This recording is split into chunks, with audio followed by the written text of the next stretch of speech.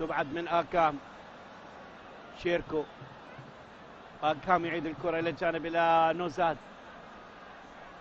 نوزاد يمررها إلى هيردي سيامن.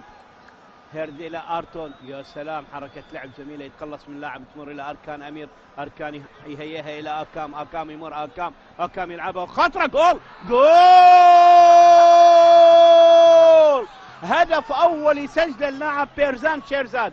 بيرزان يضيف الهدف الشخصي الثالث إلى هذا الموسم، وأول أهداف المباراة في الدقيقة 26 من عمر المباراة. بيرزان شيرزاد يسجل أول أهداف المباراة بالدقيقة 26 من عمر اللقاء، بعد جملة تكتيكية رائعة وكرة على طبق من ذهب يستغلها بذكاء ودهاء بيرزان شيرزاد، ويضعها يسارية على يمين الحارس أحمد ثمين. خلل دفاعي واضح، تغطية غير سليمة من مدافعي أربيل، من مدافعي الطلبة، وبالتالي يستغلها بيرزان شيرزاد ويحرز أول أهداف المباراة. 1 أربيل لا شيء الطلبة. خطأ قاتل من دفاعات الطلبة. شوف اللاعب نشوفه بالإعادة، يعني كان ماخذ فراغ وما كان هناك لاعب ضاغط من دفاعات الطلبة على اللاعب بيرزان شيرزاد.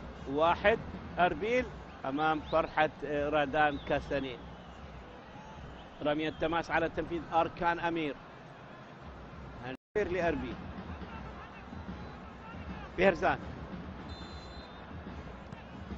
عالية داخل منطقة الجزاء بالرأس، وجول! هدف ثاني بخطأ قاتل من المدافع يسجل الظهير أركان أمير.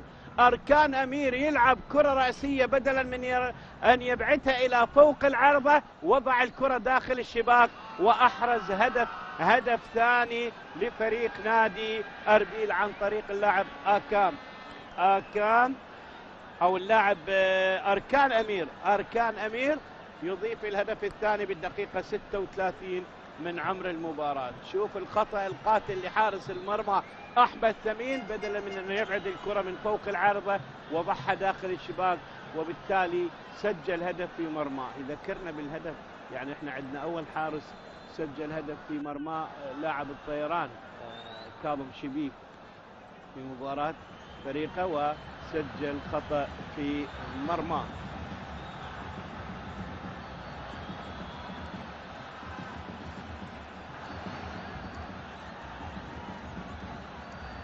كرة ملعوبة بالرأس، تبعد من هريم.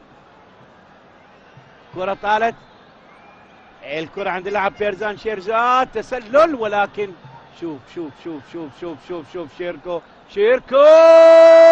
جول! هدف ثالث. شيركو يسجل هدف الشخص الثاني بعد أن سجل في شباك الأمانة، يسجل بالدقيقة 64. لكن خلينا نشوف الإعادة يا مخرجنا، خلينا نشوف الإعادة. شيركو كريم يسجل الهدف الثالث وهدف الشخص الرابع هذا الموسم.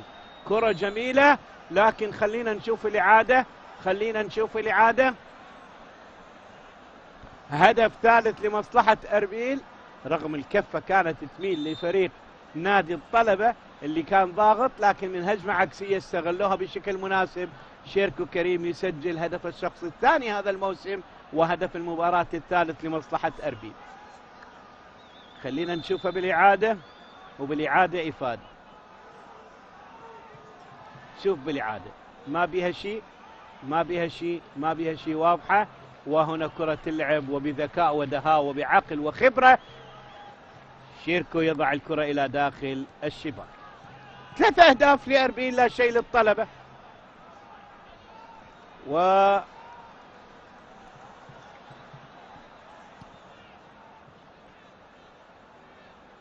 عمر أربيل ما تغلب على الطلبة 3 إلا مرة واحدة. 3-1. كرة على شيركو. ايرتو، حلوة خطرة هذه، ومحاولة، والهدف الرابع يسجله بيرزان شيرزاد يعود ويسجل هدف الشخص الثاني وفي هذا اللقاء، وأيضا الرابع هذا الموسم بالدقيقة 69 من عمر اللقاء. الدقيقة 69 بيرزان يعود ويسجل الهدف الرابع لمصلحة نادي أربيل. خسارة ثقيلة مؤلمة هي الأكبر في تاريخ أربيل على الطلبة. التقوا الفريقين في 35 مواجهة سابقة، 19 انتهت للطلبة، 12 في التعادل، 4 مرات فقط سجل الطلاب، 62 هدف. شوف الكرة ما بها تسلل إطلاقا، يعني خلل دفاعي واضح للمرة الثانية، وكرة يلعبها إلى داخل الشباك اللاعب بيرزاد شيرزاد. 62 هدف مقابل 25، أصبح اليوم 62 مقابل 29، وهذه المواجهة رقم 36 والفوز الخامس لأربيل وهو الفوز الأكبر.